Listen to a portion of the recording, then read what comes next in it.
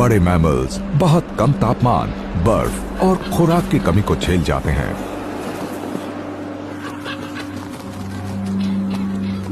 इस जमे हुए बियाबान में खुराक ढूंढना किसी के लिए भी आसान नहीं होता है।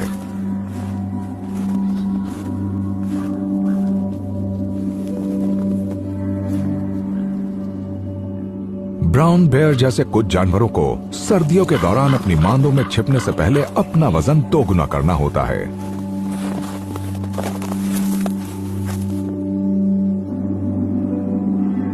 जंगल इन्हें इनकी जरूरतों के हिसाब से पर्याप्त खुराक मुहैया कराएगा। ये भालू खुशकिस्मत हैं क्योंकि जंगल के कुछ वासी पहले ही दम तोड़ चुके हैं। ठंड के पहले शिकारों की बॉडी से इन्हें कुछ अतिरिक्त फैट हासिल हो जाएगा।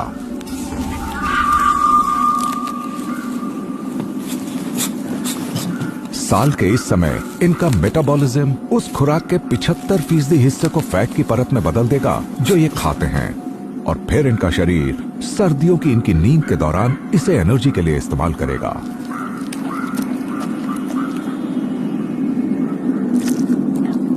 पर कनिफेरस वन सिर्फ बर्फीले उत्तरी इलाकों तक ही सीमित नहीं है। कुछ जंगल नम और गर्म मौसम के हिसाब से भी ढल गए हैं, जिसके नतीजे में एवरग्लेड्स या फ्लोरिडा के विशाल दलदली इलाके बन गए हैं। इस इलाके को शक्ल देता है पानी, और बेशक यहां केमन और एलिगेटर अजीब से लगते हों, पर यह इस वुडलैंड इकोसिस्टम का एक जरूरी हिस्सा है।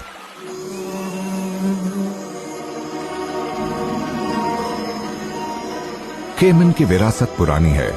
ये यहां बोल्ड साइप्रस पेड़ों की जड़ों, तनों और शाखाओं के बीच रहते हैं।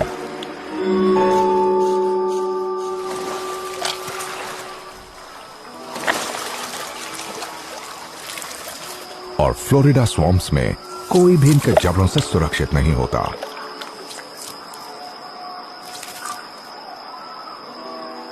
यहां केमन इतनी तादाद में दिखते हैं, इसकी एक वजह है यहां का माइल्ड क्लाइमेट, जो इन बड़े और ठंडे खून वाले जीवों के लिए जरूरी है।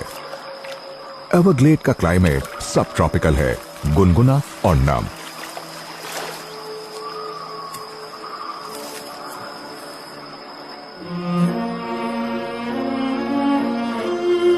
एवरग्लेड्स अनिश्चितता से भरा इलाका है। यहाँ की सतह पर आधा पानी और आधी जमीन है।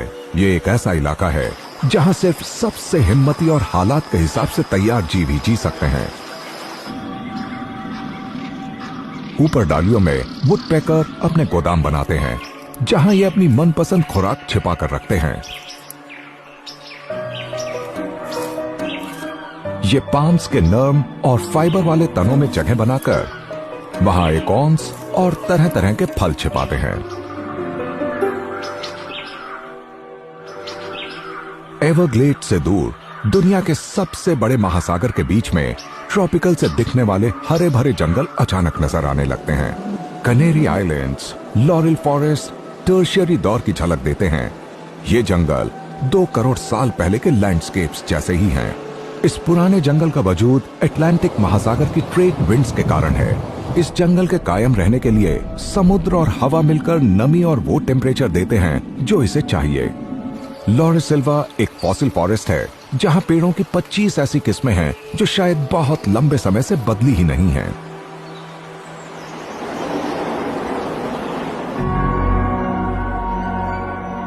विनियाटिगोस जैसे फलों के पेड़ हाल ही में यहां आए, और कुछ जीवों के लिए जैसे इस ब्राउन रेड के लिए शानदार दावत बन गए। मैचुरेशन प्रोसेस की वजह से इन फलों में काफी अल्कोहल होता है, जिसके कारण चूहे धुत होकर पेड़ों से नीचे गिर जाते हैं। लॉरेसिल्वा बादलों से पानी लेकर इसे जलधाराओं में बदल देता है, जहां सिर्फ कनेरी आइलैंड, लॉरेल फॉरेस्ट्स में मिलने वाले बोलेस पिजन्स पानी पीते और नहाते हैं।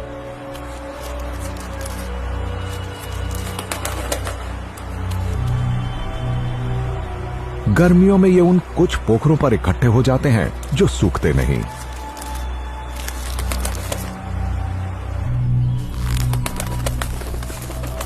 लॉरेसिल्वा इस इलाके के ही एक और अनोखे पक्षी का भी आशियाना है। लॉरल पिजन जंगल में रहता है, पर घोंसले बनाता है ज्वालामुखी की चट्टानों पर, और ये आदत इसे महंगी पड़ती है। चूहे यहाँ शिकारियों के तौर पर बड़ा खतरा बन गए हैं। ये स्थानीय पक्षियों के घोंसलों से अंडे चुरा लेते हैं, खासकर लॉरल पिजन के। इनके करीब 75% अंडे चूहे खा जाते हैं। कनेरी आइलैंड बजर्ड भी इन चट्टानों पर इन कबूतरों के साथ रहता है और कुछ हद तक इनका साथी भी है। बजर्ड इस आइलैंड पर मौजूद इकलौता ऐसा शिकारी है जो इस अनोखे जंगल में घुसपैठ कर गए चूहों को खत्म कर सकता है। एक और ऐसी गुमनाम सी दुनिया है जो 12 करोड़ साल से भी ज्यादा से अलग थलग रही है। ये है मेडागास्कर आइलैंड। दूर दराज होने के कारण ये एक कुदरती लैब जैसी जगह है जिसमें ज्यादातर पेड़ पौधे और जानवर सिर्फ इसी द्वीप पर मिलते हैं। मसलन ये लीमर की सभी प्रजातियों का कुदरती आशियाना है। आज यहाँ इनकी 100 से भी ज्यादा स्पीशीज रहती हैं और इनमें से ज्यादातर लुप्त होने का खतरा झेल रही हैं।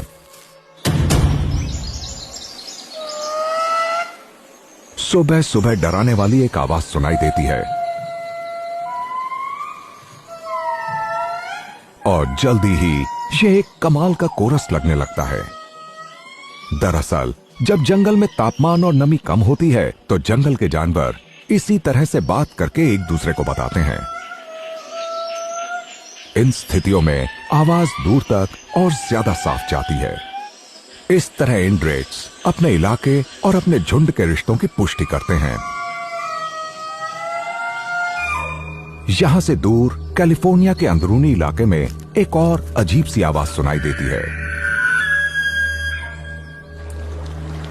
कैलिफोर्निया किस्से कहानियों की सरजमी, जहां पेड़ नॉर्थ अमेरिकन कॉन्टिनेंट की कुछ सबसे खास और वाइल्ड जगहों को खास मायने और शख्सियत देते हैं।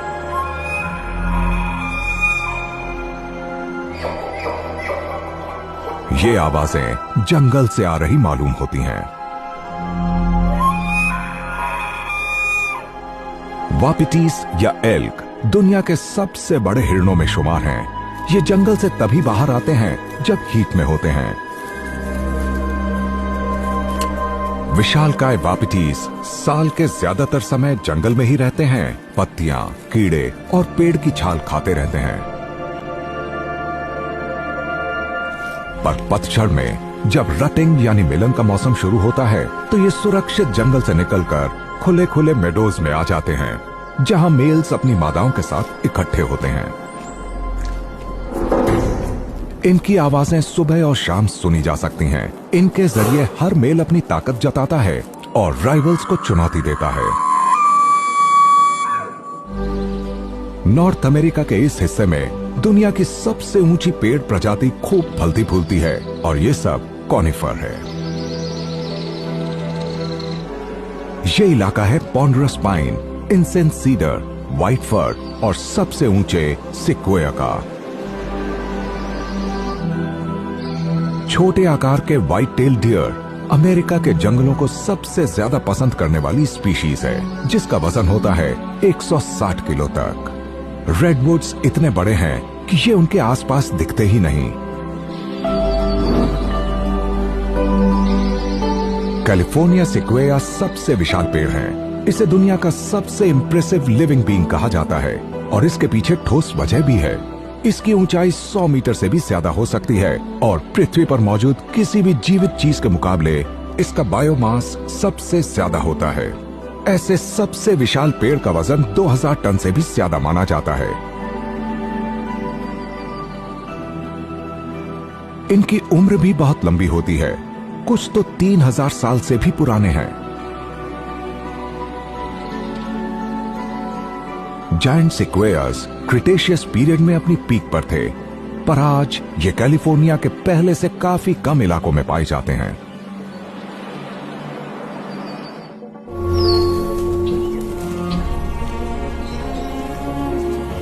साउथ अफ्रीका के जंगल यानी बुशवेल्ड साइज में काफी छोटे हैं, पर मामूली दिखने के बावजूद इनमें एक कमाल का सरप्राइज छिपा है।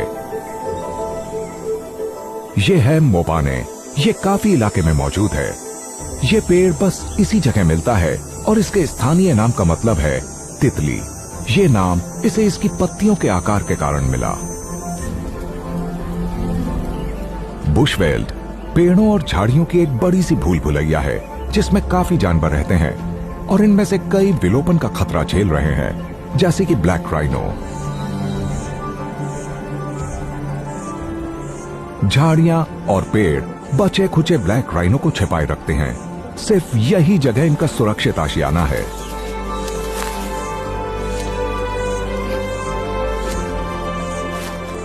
साल के इस समय रात में तापमान 0 से भी नीचे गिर सकता है। तो 2 साल का ये बच्चा, जिसका वजन करीब 500 किलो होगा, अपनी मां का दूध पीता रहता है ताकि ठंडी और सूखी गर्मियों का सामना कर सके। हमारी पृथ्वी के जंगल और वन कई पौधों और जीवों की विलोपन का खतरा झेल रही कई प्रजातियों के लिए आखिरी शरण स्थल है।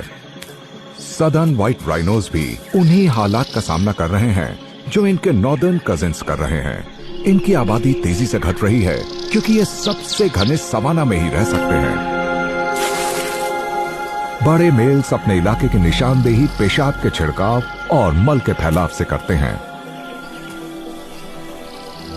ये दूसरे मेल्स को एक हद तक ही बर्दाश्त करते हैं, पर जब हीट वाली कोई फीमेल नजर आ जाती है तो टेंशन बढ़ने लगती है। जब मेल्स उसका ध्यान खींचने के लिए आपस में भिड़ते हैं तो माहौल जल्दी ही बदल जाता है।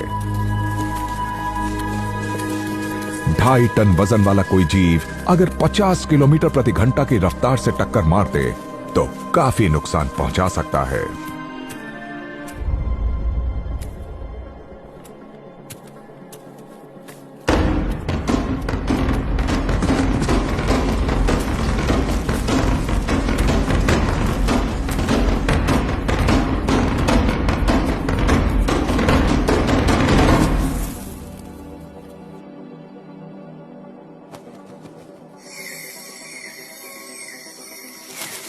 हाल तक पृथ्वी का 14% हिस्सा प्राइमरी फॉरेस्ट से ढका था।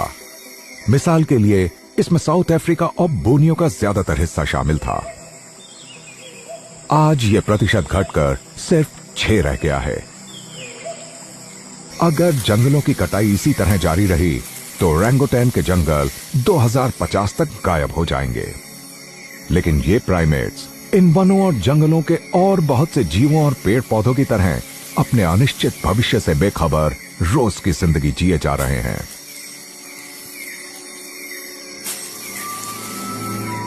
ओरंगुटैन अपने लिए टहनियों और पत्तियों का घोंसला बना रहे हैं। ये हर रात नया बिस्तर बनाते हैं।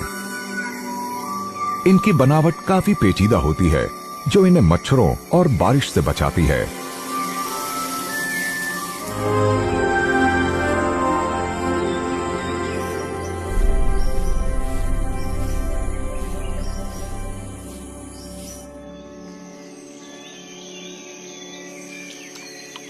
ये जंगल बेशक दिखने में हरा भरा लगता है, पर ये ओरंगुटैन के बड़े झुंडों के लायक खुराक पैदा नहीं कर पाता। तो ये एक दूसरे से मुकाबला किए बिना खुद ही खुराक ढूंढते रहते हैं। पर जब किसी बड़े पेड़ पर फल पकते हैं तो कुछ ओरंगुटैन मिलकर साथ साथ खाते रहते हैं और मजा लेते हैं, बशर्ते आसपास डोमिनेंट मेल्स ना हो।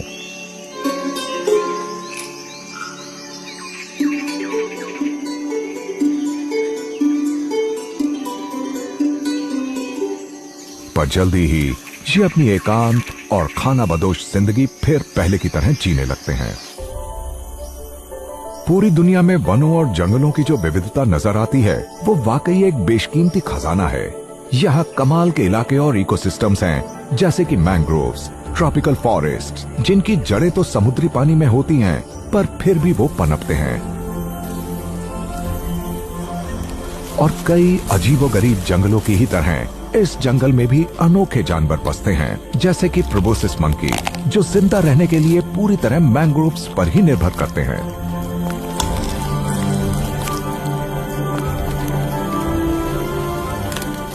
प्रोबोसिस मंकी इस बात की एक बेहतरीन मिसाल है कि कैसे ज्यादातर जमीनी पेड़ पौधे और जानवर जंगल में मिलने वाले माहौल से करीब से जुड़े हैं। ये है ऐसे जादुई, विविधता से भरे और हैरत अंगेज इलाके जो हमारे ग्रह के काफी बड़े हिस्से पर मौजूद हैं। अगर कोई चीज जंगल और फॉरेस्ट इकोसिस्टम को परिभाषित करती है तो वो है उनकी विविधता। ये ऐसी जगहें हैं जहां बिल्कुल अलग अलग तरह के जीवों के बीच के रिश्ते ही उनकी जान है। वुडलैंड्स, जंगल और फॉरेस्ट या वन, ये एक ही कॉन्सेप्ट के तीन रूप हैं। पेचीदा इकोसिस्टम जहां पेड़ हैं बुनियाद, कुदरत के सबसे शानदार शाकारों की बुनियाद, जहां जीवन की गहमा गहमी रोजाना बहुत ही हैरत अंगेज और कमाल के माहौल में जारी रहती है।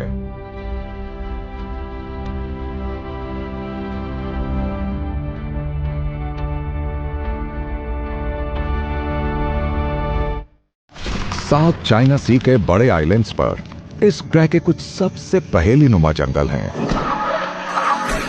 और साउथ ईस्ट एशिया में मौजूद बोर्नियो दुनिया का तीसरा सबसे बड़ा द्वीप है। ये इंसुल इंडिया में है और इसे मले आर्किपेलागो भी कहा जाता है।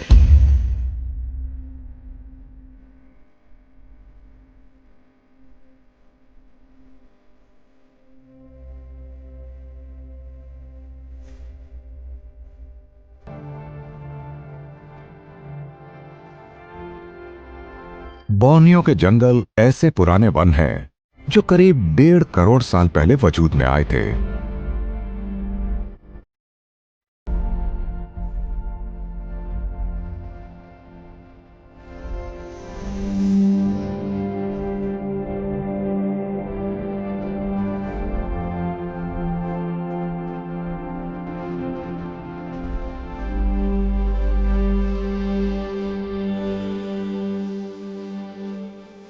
लाखों साल से यहां पेड़ पौधे बड़े जानवरों के संपर्क में आए बिना अपना वजूद कायम रखे हुए हैं। पहुंचने के लिहाज से नामुमकिन ये दूर दराज द्वीप लंबे वक्त तक यूं ही बने रहे और फिर इन अलग थलग वनों में जीवन पनपने लगा। फिर 20 लाख साल पहले सब कुछ बदल गया। जबरदस्त ग्लेशिएशन की अवधि के कारण सी लेवल में बड़ी गिरावट आई और इसके नतीजे में बोर्नियो, सुमात्रा, जावा और एशिया के बीच लैंड ब्रिजेस बन गए। और फिर तो जैसे पौधों, मैमल्स, पक्षियों और रेप्टाइल्स के लिए यहां के दरवाजे ही खुल गए। वो इस नए इलाके में आने लगे और उन अजीब पेड़ पौधों से मिलने जुलने लगे जो इन आइलैंड्स में पनपे थे। आखिरी ग्लेशिएशन के कुछ समय बाद समुद्र का स्तर फिर बढ़ा और बोर्नियो एक बार फिर द्वीप बन गया। यहां जो बायोलॉजिकल रिचनेस पैदा हुई थी, अब वो फिर से पहले वाले एकांत की तरफ लौटने लगी। पेड़ पौधे और जानवरों में और विविधता आई। ये अपने खुद के नियमों के हिसाब से चलने लगे जो दूसरे कॉन्टिनेंट्स के हालात से अलग थे। इन जंगलों में जीवन पर नजर रखता है एक अनोखा जानवर जो यहां के जंगल जितना ही अनोखा है। इन जंगलों को ओरंगुटैन बाकी सबसे बेहतर ढंग से जानता है। ओरंगुटैन सिर्फ बोर्नियो और सुमात्रा में ही मिलते हैं। ये एंथ्रोपोमोर्फस एप्स इंसानों के साथ काफी करीब से जुड़े हैं और इनके 97% क्रोमोसोम्स इंसानों से मेल खाते हैं। तो हैरानी नहीं कि इन द्वीपों के इन वासियों को कहा जाता है जंगल का मानव। पूरी दुनिया में मिलने वाले तमाम ऐसे जीव जो पेड़ों की चोटियों पर अपना घर बनाते हैं, ओरंगुटैन उनमें सबसे बड़ा है। अपने भारी वजन के बावजूद जो 100 किलो से भी ज्यादा हो सकता है, इसकी ज्यादातर जिंदगी जंगल की जमीन से कई मीटर ऊपर बीतती है और ये शांति से आसपास के जंगल पर नजर रखे रहता है।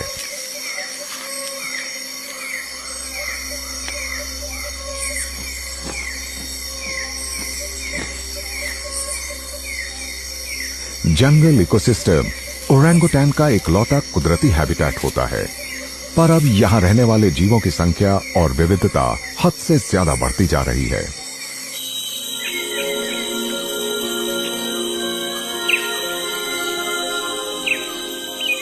माना जाता है कि यहां पेड़ों की कम से कम 3000 स्पीशीज उगती हैं और फूल वाले पौधों की यहां 15,000 से भी ज्यादा किस्में हैं।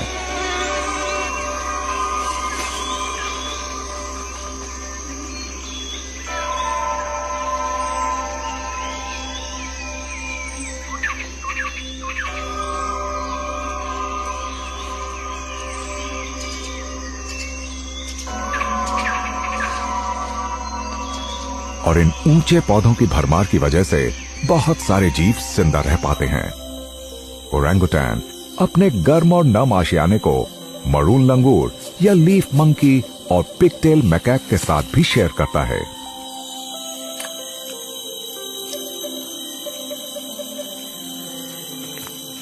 ये जंगल एक पेचीदा इकोसिस्टम है और यहाँ हर जानवर यहाँ मिलने वाली अलग अलग खुराक से पेट भरने में माहिर है। पर मैकैक इस मामले में अलग है। वो मौके के हिसाब से कुछ भी खाने के लिए ढल गए हैं।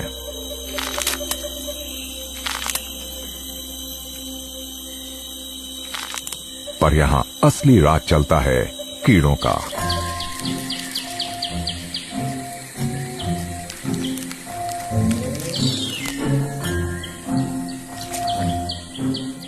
माना जाता है कि यहां कीड़ों की करीब 10 लाख स्पीशीज रहती हैं और उनमें से ज्यादातर के बारे में अब भी पता नहीं। कीड़ों को इस जंगल का शहंशाह कहा जा सकता है।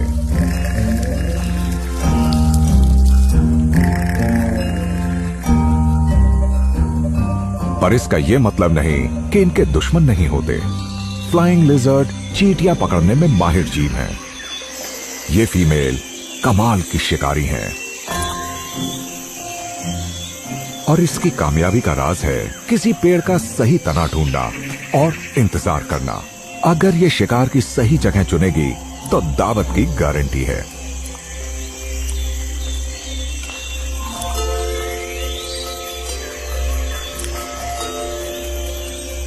मेल भी पास ही शिकार कर रहा है।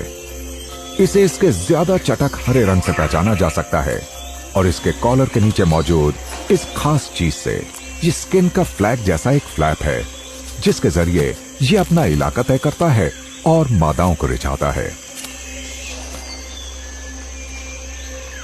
कीड़े प्रोटीन का एक बढ़िया जरिया हैं और इन्हें अच्छी खुराक के शौकीन जीव बहुत पसंद करते हैं, जैसे कि मलयन सनबेयर। ये बहुत ही दुर्लभ और एंडेंजर्ड जीव हैं और दुनिया के सबसे छोटे आकार के भालुओं में से एक हैं। ये साउथ ईस्ट एशिया के रेन फॉरेस्ट में रहते हैं और बोर्नियो और सुमात्रा आइलैंड पर भी।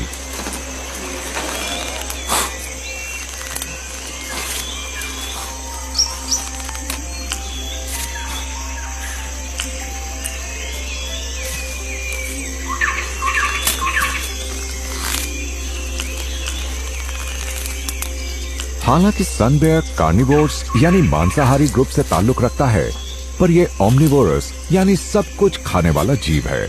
ये जंगल में मिलने वाले पेड़ पौधों को भी खूब पसंद करता है।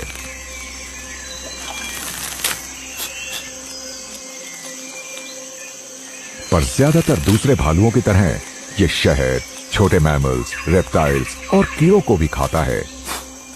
फिलहाल ये एक पेड़ की छाल के नीचे कुछ खोज रहा है।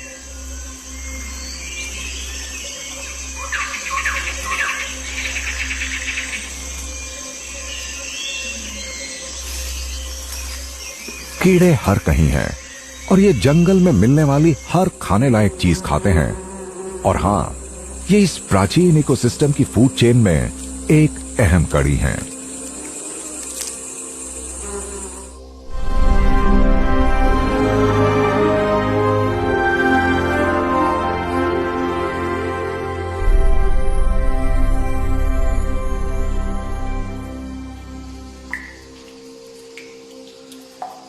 कीड़े जिस बायोमास को पैदा करते और रिप्रेजेंट करते हैं, उसके कारण बोर्नियो के जंगल दुनिया की सबसे बड़ी बैट कॉलोनीज में से एक को सपोर्ट करते हैं।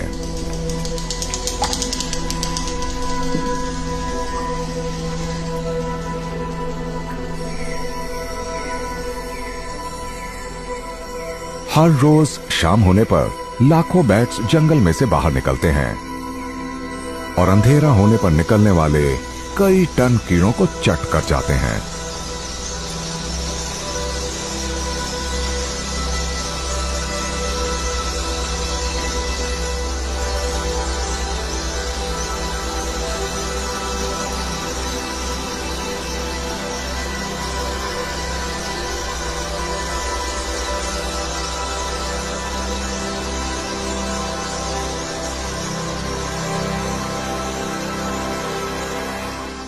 बैट्स शाम को आसमान में उड़ान भर रहे हैं और एक ओरंगुटैन रात के लिए बिस्तर बना रहा है। ये डालियों और पत्तियों का एक प्लेटफॉर्म होगा।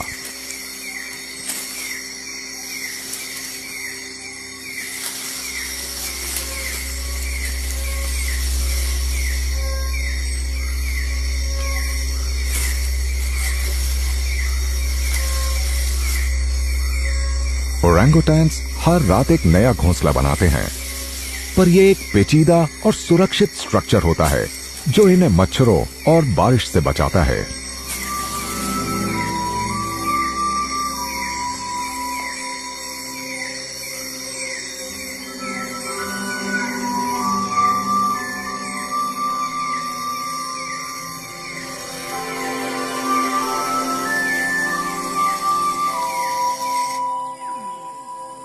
पर जंगल में रात होने पर भी हलचल खत्म नहीं होती, बस जीवों की शिफ्ट बदलती है और जल्दी ही रात में जानवरों की फुसफुसाहटें सुनाई देने लगती हैं।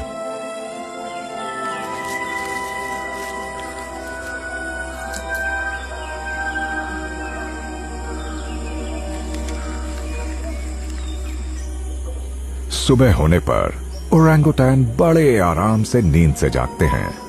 ये किसी जल्दी में नजर नहीं आते, आखिर ये जन्नत में जो रह रहे हैं।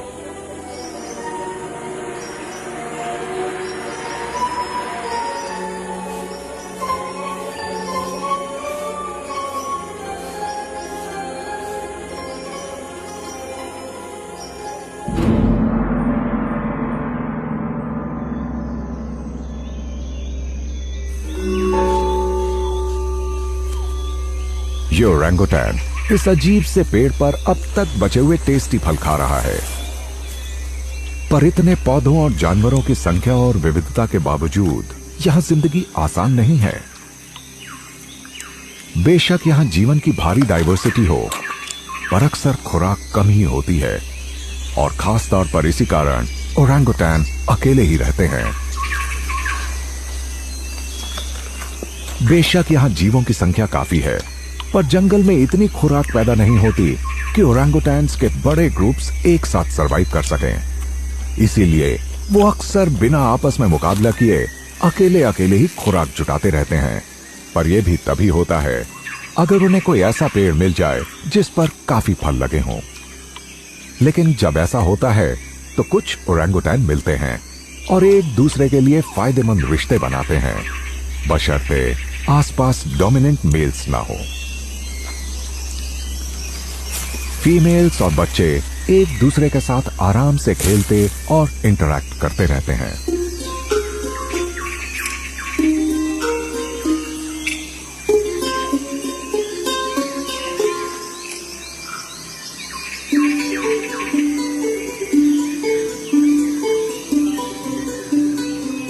लेकिन इसके बाद ये फिर अकेले और खाना बदोश तरीके से अपनी जिंदगी जीने लगेंगे।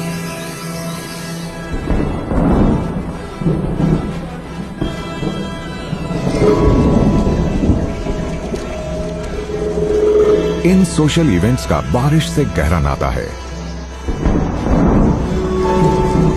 यहां इन विशाल द्वीपों के जंगलों में रोजाना ही ट्रॉपिकल स्टॉर्म्स की वजह से बारिश होती है। लेकिन बारिश जंगल में रहने वाले इन जीवों के तौर तरीके कभी नहीं बदलती।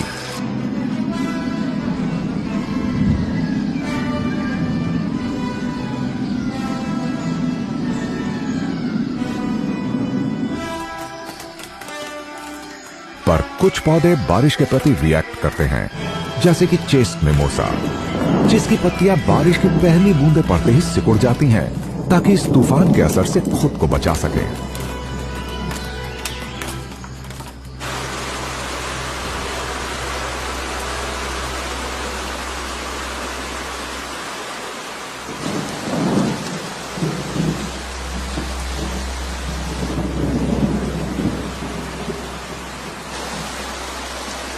इतनी ज्यादा बारिश की वजह से कई जल धाराएं वजूद में आ जाती हैं, जो मिल जाती हैं बहुत बड़ी नदियों में।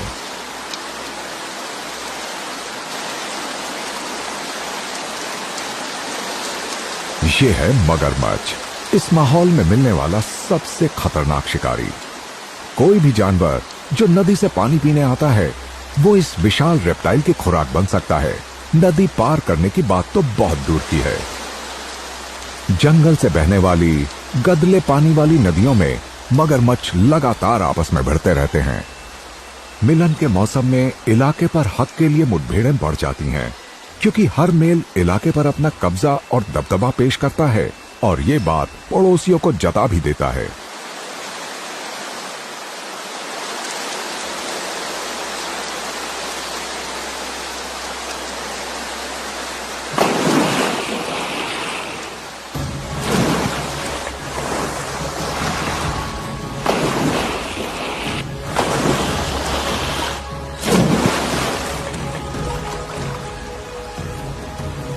आज कमजोर प्रतिद्वंद्वी के लिए हिम्मत दिखाने की बजाय चुपचाप भाग जाना ही बेहतर है।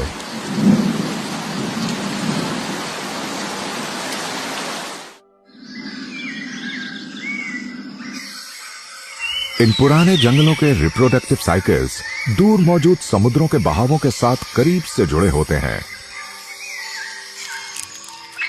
सनबर्ड्स अपनी तीखी और मुड़ी हुई चोंच से नेक्टर और बीज इकट्ठे करती है।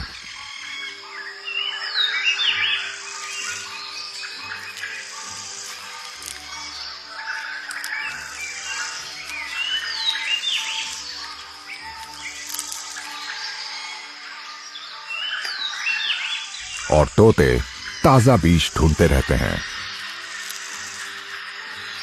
और ये सब कुछ एल नीनो नाम के ट्रॉपिकल ओशन करंट पर निर्भर करता है।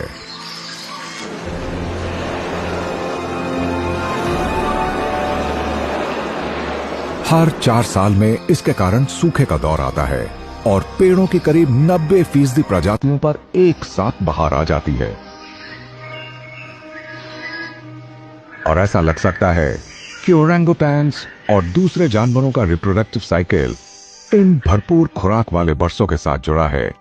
तो फीमेल्स इस समय हीट में आ जाती हैं और कुछ महीने बाद इनके बच्चे जन्म लेने लगते हैं।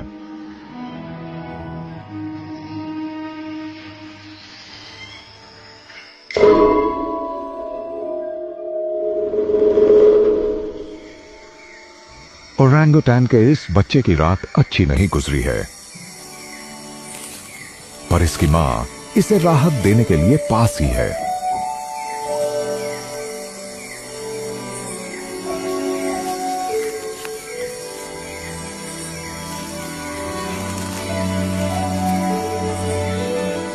ओरंगुटैन माएं अपनी संतानों को इस अद्भुत दुनिया के बारे में सब कुछ सिखाती हैं।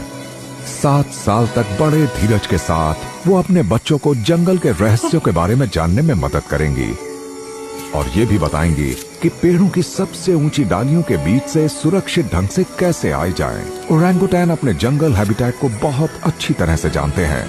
वो जानते हैं कि खाने के लिए सब्जियों और फलों की 300 से ज्यादा किस्मों को कहां ढूंढना है। वो ऐसे हजारों पौधों के बारे में जानते हैं जिनका इस्तेमाल कीटनाशकों, लैक्सेटिव और एंटी इन्फ्लेमेटरी उद्देश्यों के लिए किया जाता है।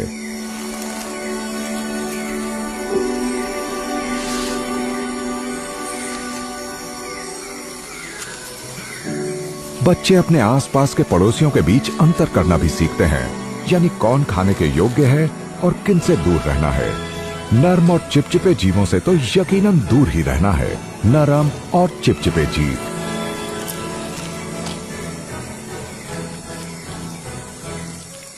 जिन जीवों से बचना है उनमें शामिल हैं जायंट स्नेल्स जैसे चिपचिपे, कई रंग वाले कीड़े और जोक, जो कभी भी खाल से चिपककर खून चूस सकते हैं।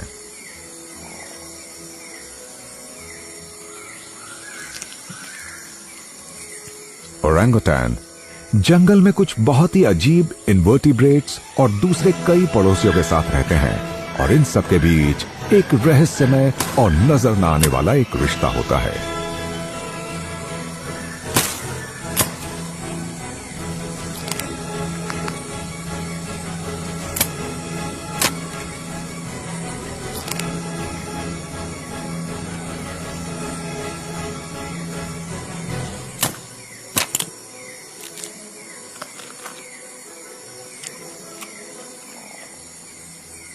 ओरंगुटैन का मल कई पेड़ों के बीजों को दूर दूर तक फैलने में मदद करता है। फिर इनसे पेड़ उग जाते हैं जिनके फल बोनियों के कई जीवों के लिए बड़े कीमती होते हैं, जैसे कि अजीब से दिखने वाले ये हॉर्नबिल्स, जिनकी चोंच काफी बड़ी होती है और जो जिंदा रहने के लिए इन फलों पर निर्भर करते हैं। बोनियो के जंगल हमारी दुनिया के सबसे पुराने और सबसे कम ज्ञात वनों में से एक है। अभी कुछ दशक पहले तक अलग थलग होने और अपनी उम्र की वजह से दुनिया के बायोडाइवर्सिटी